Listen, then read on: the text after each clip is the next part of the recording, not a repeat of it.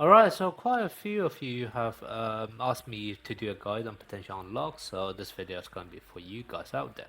Now, the way I'm going to do this video is that the first half I'm just going to talk about the potential system as a whole. I'm not going too deep into individual character priorities, and then in the second half I'm going to talk about what do I think got a massive buff from the potential system, and therefore you should actually try to prioritize going after them first. Okay. Now let's start off with kind of just the system and also exactly what can you unlock out the potential. Now the thing you can unlock out the potential, you basically if you actually go into any character, the stuff from the very beginning, all right? There's this box here which you can click which says potential unlock, and this is actually going to look different to every single character. And basically what you can see is that you get some nodes which you can use this basic material, I'm just going to call it the gray material, to actually unlock additional stats. And then you also get those kind of small square boxes which have a potential ability. I think they are almost always going to be the same, which is just increasing damage dealt for the whole team, but only for one color, which is the color of your own character. And also you can go one further to make it from 2.5% to actually 5%. Okay, so that's basically the small boxes. And then you also have the big boxes, which are not always released for every single character. So you can see here Toji doesn't actually have those two big boxes. It just says a question mark because there's nothing unlocked for them right now. Whereas if I go into a different character, let me pick another one which I do know has the buff. For example, Nobara, if I go into potential unlock, what you can see is that yes, I have those small circle nodes, which give me some base stat. I have the small square, which still give me the same thing, right? 2.5% damage dealt for the whole team, but this time only for yellow, because this is yellow Nobara. However, I also have those two big boxes, which are actually going to improve her skills. And I believe it's always skill 3 and also the ultimate skill. I could be wrong here, but they pretty much always have those two skills, which you can further unlock. And you can see how much of a buff it's going to give. And a lot of time it's actually going to be a massive difference. Like anything we just highlighted in yellow is basically the new thing you're going to get as a result. And all of them is going to cost different resources as well. So basically if you actually take a look at the small basic one, it just take one of those gray potential drops. If you take one of the small boxes, it's going to take a combination of the gray ones. It's also going to take a yellow one and also this rainbow colored one. Whereas if you actually take one of the big boxes, it's going to consume yellow. It's also going to consume this rainbow-ish one, and then also this rainbow bottle, let's say soul drop bottle, right? So it's kind of slightly different materials that you would be needing in order to unlock every single one of them.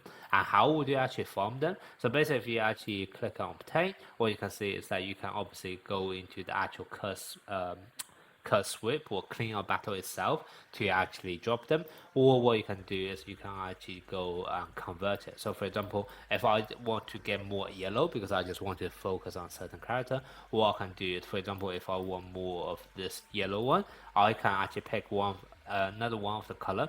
However, it's actually at a ratio of 2 to 1, so it's probably not going to be worth it, and also it's going to cost you some of those purple materials as well. So it's probably just not worth it overall to actually convert it between colors. So even if, let's say, go into the curse clean up battle, if I just show you, right, even if you are having trouble to farm certain stages, because of the ratio is 2 to 1, it's probably not just worth it to farm the color which you have the highest potential and then converting it. Because let's say even if you can get 10 rank 10 on, let's say, this red one, if I then convert it to blue one, I mean, I don't know exactly how many you can get, but I'm just going to do a rough count.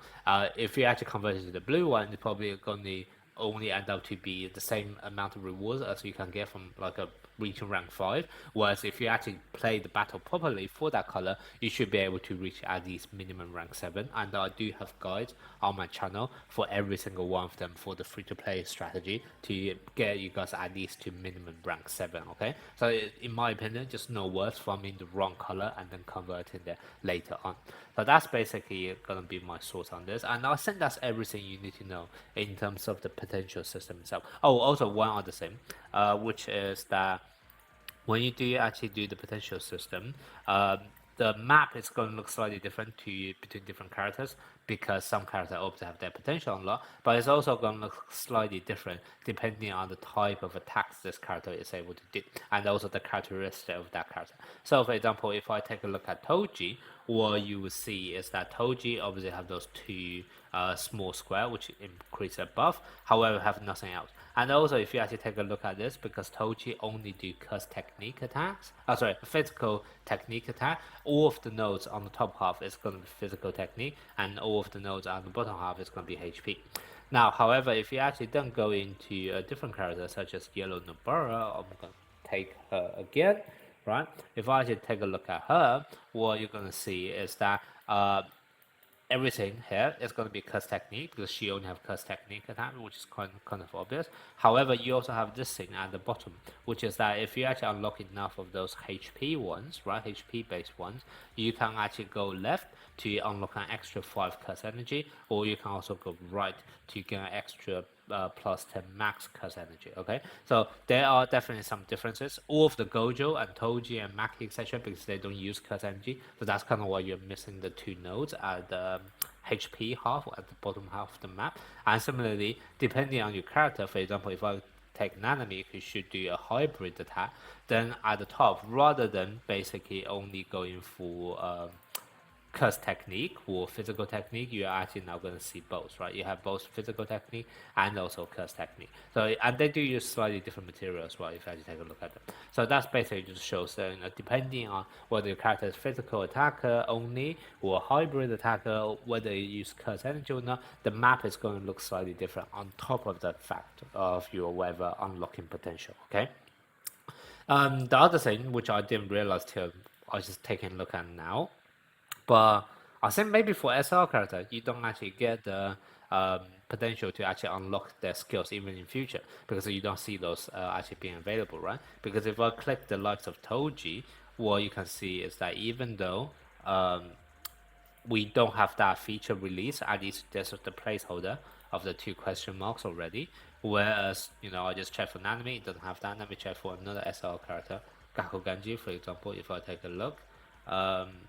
And yeah, it doesn't have those 2 either. Okay, so this is actually going to look slightly different depending on whether it's an SSR character or SR character. Okay, now that we understand how the potential system works, let's talk about which character do you actually want to focus on first. And before doing that, you obviously need to know which color you actually want to farm first, because you can only get 4 attempts every single week.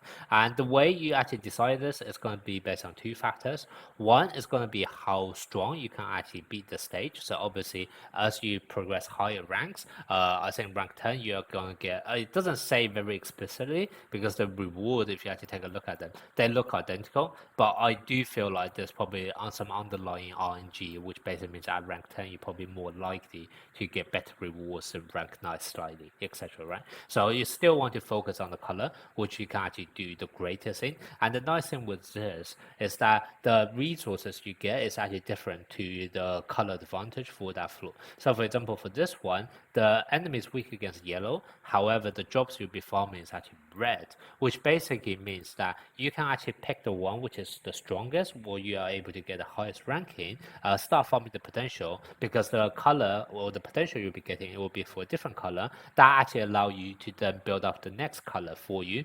Use that color, use the new potential to buff up your DPS, and then get a high rank in the next color, which then will allow you to farm the drops for the 3rd color, and then you basically just rotate around this way. So this is definitely potentially a way of doing it, which is just picking your strongest color and then kind of just go around in a circle and then eventually cover them all.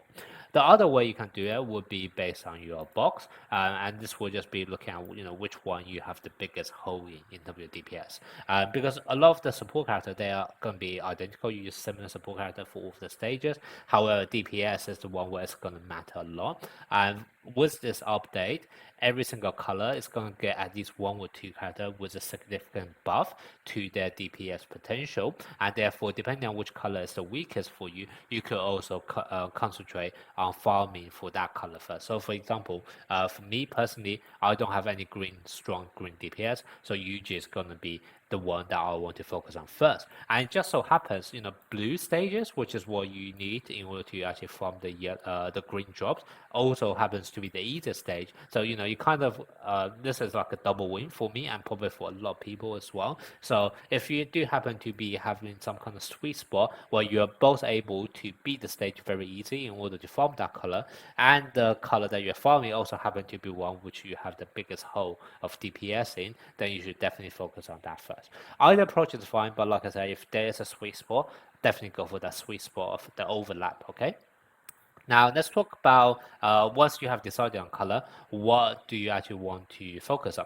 Now there's two things you want to do. One is that depending on for that color, whether you have a strong DPS, vast majority of the time, if this is the first color you have picked, it's likely that you don't have a strong DPS, and therefore that's why you want to prioritize that. But for for the whales out there, or maybe if this is already your second or third color that you're concentrating on, maybe the likelihood is that you have already a very strong DPS there, and then therefore you don't necessarily have to upgrade characters which are you are not going to play as often, because even if they get significant buff, they may still not be as strong as an existing DPS you already have. So the example I'm going to give is going to be for blue, right? So for example, Jogo is going to get massive buff from the new skills that he's able to obtain. However, if you already have Sukuna and you'll be using Sukuna anyway, then what's the point of increasing the potential on Jogo, who essentially does the identical job vast majority of the time, when you would just never be playing Jogo, and instead the one you'll be playing all the time is Sukuna. So out of those two, if that happens to be you, right, Sukuna is the character you will actually be playing, not Jogo. In that case, even though Sukuna doesn't have any new skills being unlocked from his potential system, it's still better to put resources in Sukuna rather than on character who you're never going to play, okay? So that could be one thing that you want to bear in mind when deciding on your DPS.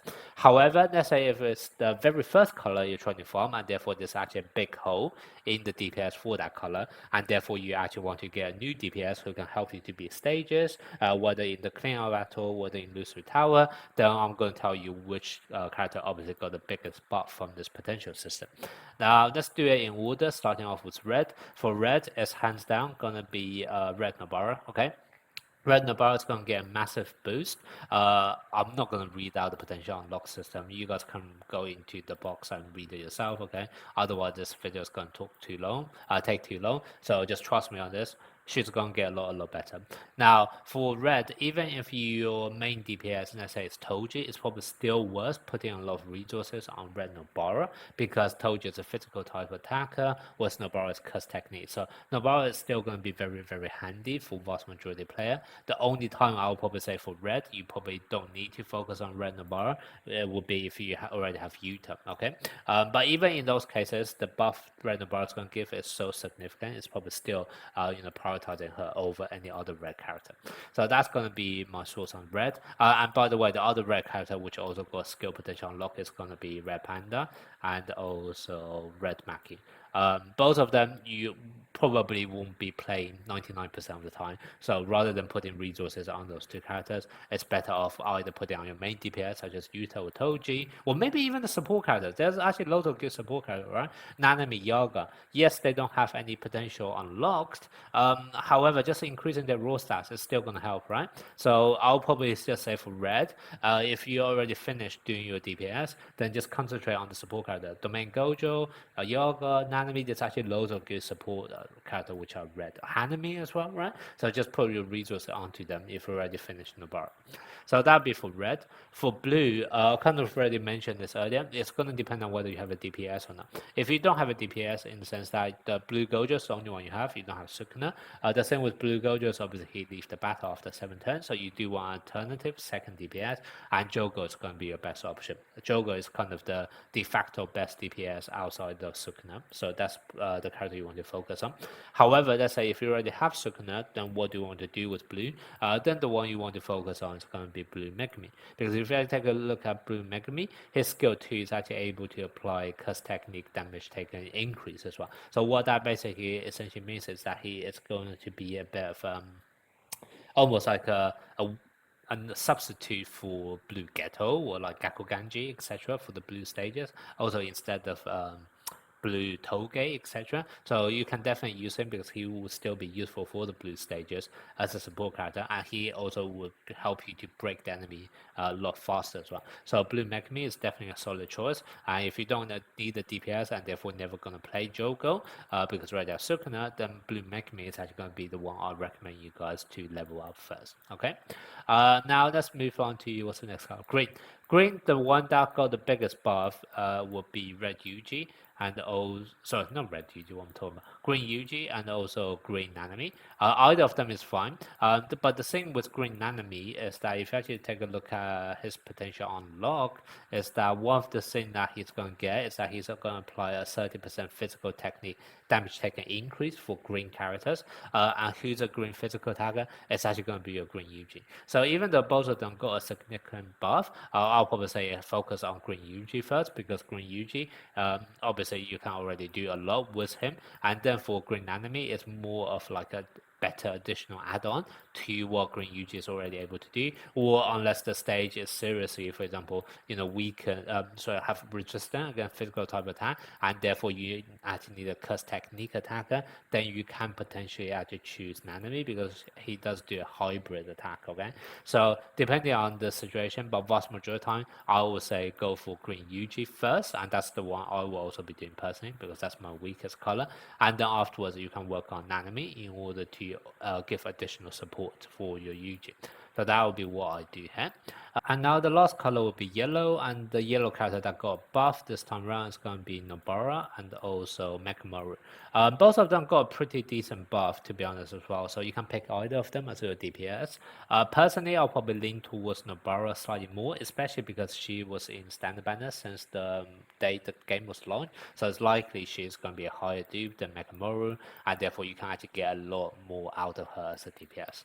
But let's start off with Mekamaru first. The thing with Mekamaru is that he is going to get a significant buff in terms of his break damage, and he is a bit of a monster when it comes to breaking the enemy early. So I definitely think that he has potential. And the thing with break in this game is that a lot of time you actually use it for tactical reasons, because when you actually break an enemy on certain turns, you interrupt their attack pattern for those 2 turns as well. So sometimes Mekamaru is there not just for DPS purposes, but also serve for that strategic move where you actually need to break the enemy before they use certain attacks in order to delay them, etc. Okay, but the thing which I personally make me lean towards Yellow Nobara slightly more is actually, if you actually take a look at her ultimate skill, you are now actually able to apply curse technique damage taken increase debuff now for the yellow damage. Now this is actually very, very significant if you don't happen to have a Gakuganji or Geto in order to do curse technique damage taken,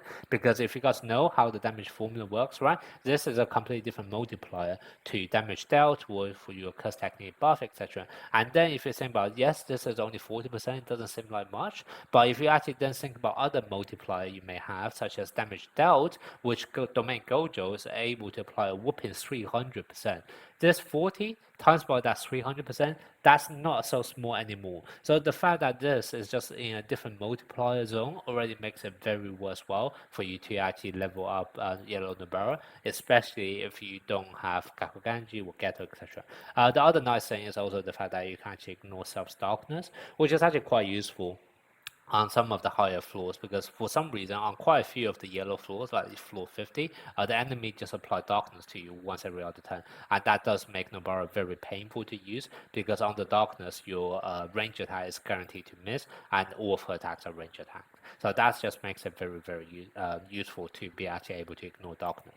Now, for the yellow, once again, you do have to bear in mind there are 2 very strong yellow DPS already, being Team Gojo and also Zhong Yuji. So if you already have one of them and you know that you will just be using them all the time rather than actually using Nobara or Mekamaru, there's nothing wrong with just leveling up the potential for, let's say, your Zhong Yuji first, even if it doesn't actually unlock any potential skills. Just having that higher extra raw stats is actually going to be beneficial more than a character that, yes, they may got a massive buff on skills, but you will still never be playing them anyway.